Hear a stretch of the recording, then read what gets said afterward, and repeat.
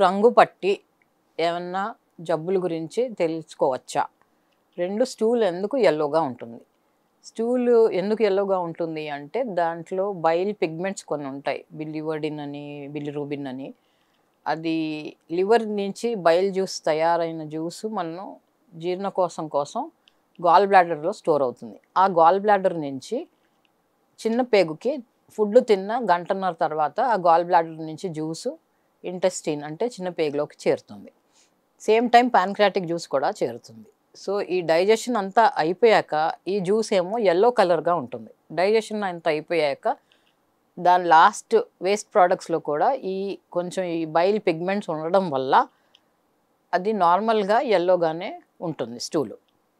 ఎందుకంటే ఆ జీర్ణం డైజెషన్ అయిపోయాక ఎండ్ ప్రొడక్ట్స్ ఆఫ్ డైజెషన్‌లో ఈ యెల్లో పిగ్మెంట్ తప్పకుండా ఉండాలి. ఒక్కొక్కసారి కొన్ని జబ్బుల వల్ల స్టూల్ రంగు అంటే మలం రంగు మారచ్చు. ఏమైనా ఇన్ఫెక్షన్స్ వస్తే డార్క్ బ్రౌన్ కానీ, గ్రీనిష్‌గా కానీ మారచ్చు. యూజువల్లీ గ్రీనిష్‌గా ఉంటే ఏంటంటే లోపల ఎస్పెషల్లీ చిన్న పిల్లలకి అది లూజ్ మోషన్స్‌తో రావచ్చు. అది సూడోమోనాస్ అని కొన్ని కొన్ని ఈకోలై అని ఇలాంటి బ్యాక్టీరియాలు సూక్ష్మజీవుల వల్ల ఇన్ఫెక్షన్స్ వచ్చి అంటే ఎప్పుడైనా కంటామినేటెడ్ ఫుడ్, వాటర్ వల్ల రావచ్చు. లేకపోతే చిన్నపిల్లలు కనిపించిన వస్తువులన్నీ నోట్లో పెట్టేసుకుంటూ ఉంటారు. ఆ వస్తువుల మీద బ్యాక్టీరియా చేరి, ఆ బ్యాక్టీరియా నోట్లోకి వెళ్ళిపోయి తెలియకుండానే దానివల్ల ఇన్ఫెక్షన్స్ రావచ్చు. సో, ఇది చిన్నప్పుడు కామనే. ఇలాంటి లూజ్ మోషన్స్ వచ్చి రంగే కాదు వాసన పట్టి కూడా చెప్పచ్చు. బాగా స్మెల్ వస్తూ స్టూలు ప్యాన్‌లో ఫ్లోట్ అవుతూ రంగు మారితే గ్రీనిష్‌గా ఉంటే డెఫినెట్‌లీ అది ఇన్ఫెక్షన్ అని వెంటనే డాక్టర్‌ని సంప్రదించాలండి. నెక్స్ట్ కొంతమంది పెద్దవాళ్ళలో కూడా చిన్నవాళ్ళలో కూడా జాండీస్ వచ్చినప్పుడు జాండీస్ అంటే పచ్చకామెర్లు కళ్ళు పసుపచ్చగా అయిపోయి యూరిన్ మరీ యెల్లోగా అయిపోయి బాడీ అంతా యెల్లోగా అయిపోయి ఇచ్చింగ్ కూడా రావచ్చు. ఒళ్ళంతా గోకుడు రావచ్చు. దీంతో పాటు స్టూల్ తెల్లగా మారిపోవచ్చు. తెల్లగా కానీ, సిమెంట్ కలర్‌లో కానీ. కామన్‌గా చూసేది వైరల్ హెపటైటిస్ ఏ అండ్ ఈలో రావచ్చు. అది కూడా కంటామినేటెడ్ ఫుడ్, వాటరు, కలుషితమైన ఆహారం, నీరుతో వస్తుంది. తర్వాత కొన్ని క్యాన్సర్స్‌లో అబ్స్ట్రక్టివ్ జాండీస్ అంటామండి. అబ్స్ట్రక్టివ్ జాండీస్ అంటే కామెర్లు ఏదైనా బ్లాకేజ్ బైల్ డక్ట్ అనేది లోపల జీర్ణకోశంలో గాల్ బ్లాడర్ నుంచి ఒక ట్యూబ్ బైల్ డక్ట్ అని ఉంటుంది. ఆ జ్యూస్ అంతా బైల్ డక్ట్ ద్వారా ఇంటెస్టిన్‌లోకి నార్మల్‌గా వస్తుందండి.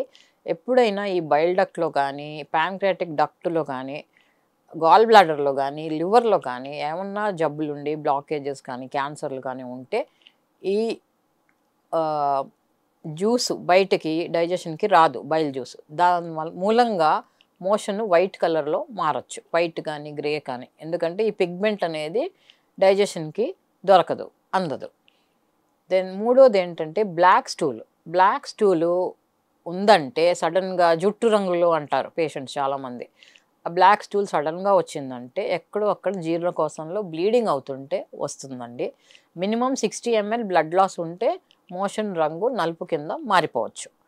ఇది ఎందుకంటే యాసిడ్ హెమాటిన్ అని స్టమక్ గ్యాస్ట్రిక్ యాసిడ్ ఈ ఉన్న రక్తం మీద యాక్ట్ చేసి దాని కలర్ మార్చేస్తుంది. సో, బ్లాక్ స్టూల్ అంటే యూజువల్లీ స్టమక్ కానీ ముందు భాగం ఇంటెస్టిన్ అంటే ప్రాక్సిమల్ స్మాల్ ఇంటెస్టిన్‌లో గానీ ఏమన్నా అల్సర్స్ కానీ, క్యాన్సర్స్ కానీ, ఏవైనా గడ్డలు గానీ, పెయిన్ కిల్లర్స్ వాడిన సందర్భంలో అల్సర్స్‌కు పుళ్ళు రావడం గానీ, వీటిల వల్ల బ్లడ్ లాస్ వచ్చి నల్ల మోషన్ కింద మారచ్చు. తర్వాత బ్రైట్ రెడ్ స్టూల్ అంటే రక్తమే రావడం స్టూల్‌లో. అనేక కారణాలుంటాయి. ఒకటి కామన్‌గా ఏంటంటే పైల్స్ అంటే హెమరాయిడ్స్ కానీ, ఫిషర్ ఉంటే మోషన్ అయ్యాక బ్లడ్ పడచ్చు. తర్వాత ఇన్‌ఫ్లమేటరీ బౌల్ డిసీజ్ అనే కండిషన్ ఈ మధ్య కామన్‌గా చూస్తున్నామండి. అది అల్సరేటివ్ కొలైటిస్ అయ్యుండొచ్చు. లేకపోతే క్రాన్స్ డిసీజు. ఒక్కొక్కసారి ఇంటెస్టిన్ ట్యూబర్క్లోసిస్ కూడా రావచ్చు. ఈ కండిషన్స్‌లో పేగులో అల్సర్స్ వస్తే మోషన్‌ను బ్లడ్‌గా మారచ్చు. అంటే రక్తం రావచ్చు మలంలో. అది కూడా red colour, bright red colour రావచ్చండి.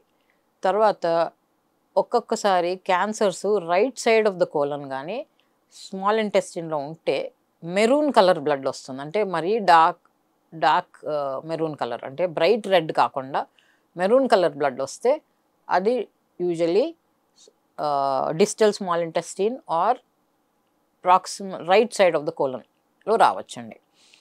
సో స్టూల్ కలర్ పట్టి వాసన పట్టి కూడా రకరకాల జబ్బులు ప్రెడిక్ట్ చేయొచ్చు.